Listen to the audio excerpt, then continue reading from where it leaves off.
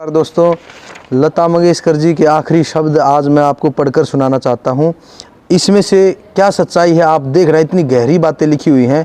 यानी कि जो लोग ये कहते हैं ना कि हम जवान हैं, हम सुंदर हैं, बहुत पैसा है, गाड़ी है, क्या करेंगे भगवान का नाम लेकर, उनका वहम ये शब्द दूर कर देंगे चुटकियों में। सुनना, लता मंगेशकर जी ने कहा, सबसे पहली लाइन है कि इस दुनिया में मौत से बढ़कर कुछ भी सच नहीं है। दुनिया की सबसे महंगी ब्रांडेड कार मेरे गैराज में खड़ी है, लेकिन मुझे व्हील चेयर पर बिठा दिया गया है, ऐसी हालत हो गई थी। मेरे पास इस दुनिया में हर तरह के डिज़ाइन और रंग हैं, महंगे कपड़े, महंगे जूते, महंगे सामान, लेकिन मैं उस छोटे से गाउन में हूँ जो अस्पताल ने मुझे दिया।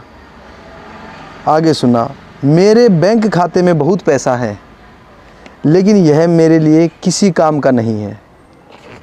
मेरा घर मेरे लिए महल जैसा है, लेकिन मैं अस्पताल में एक छोटे से बिस्तर पर लेटी हूँ।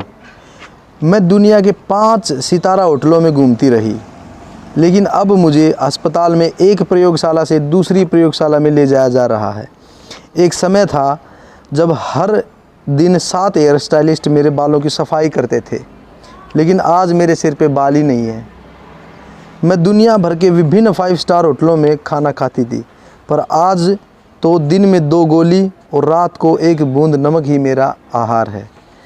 मैं विभिन्न विमानों पर दुनिया भर में यात्रा कर रही थी, लेकिन आज 2 लोग अस्पताल के बरामदे में जाने में मेरी मदद कर रहे हैं। किसी भी सुविधा ने मेरी मदद नहीं की, किसी तरह आराम नहीं है, लेकिन कुछ अपनों के चेहरे, उनकी दुआएं मुझे ज़िंदा रखती हैं। यह जीवन है। अरे जीवन की यही कड़वी सच्चाई है कि हम जवानी के समय इतने गहरे भ्रम में पड़े रहते हैं।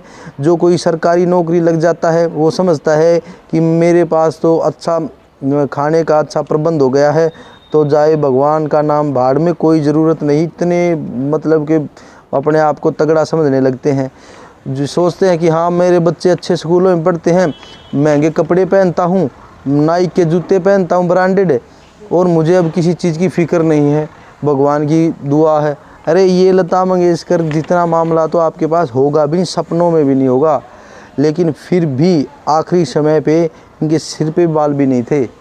बहुत दर्दनाक समय होता है वो, लेकिन वो समय उन्हीं के जीवन में आता है जो भगवान के नाम से वंचित रहते हैं, जो भ्रम में रहते हैं। और जिन्होंने भ्रम को छोड़ करके सच्चाई का रास्ता अपना लिया, यानी कि भगवान के नाम को अपना लिया, वो फिर ये ऐसी मौत, ऐसी मृत्यु को प्राप्त नहीं होते।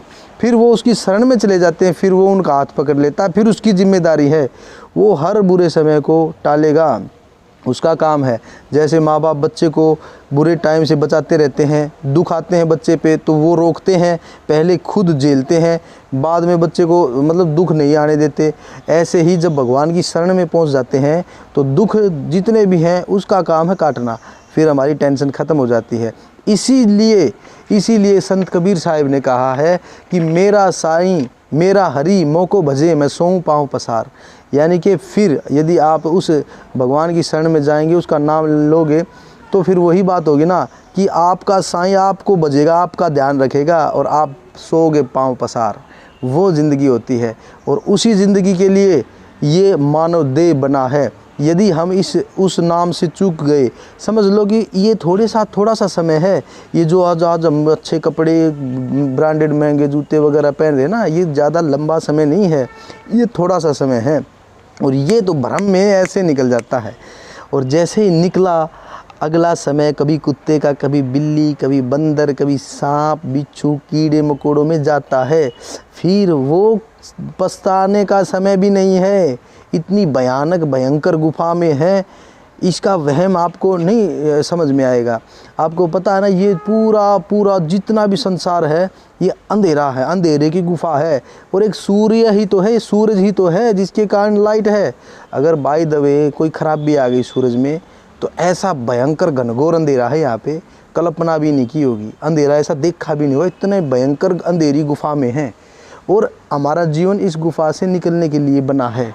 और यदि वो कोई सच्चा संत अगर मिले तो वो आपकी आत्मा को चेतन कर देगा, वो आपकी सुरती को चेतन कर देगा, मन को आत्मा से अलग कर देगा। जैसे दूध से मक्खन अलग कर दिया जाता है, फिर दोबारा नहीं मिलते, तो ऐसा होने के बाद वो फिर आपके अंदर जागृति आनी ही मतलब शुरू हो जाती है, स्टार्ट हो जाती है। तो दोस्तों, भगवान का नाम सबसे ज़रूरी है, बाकी सब पीछे। जय हिंद, धन्यवाद।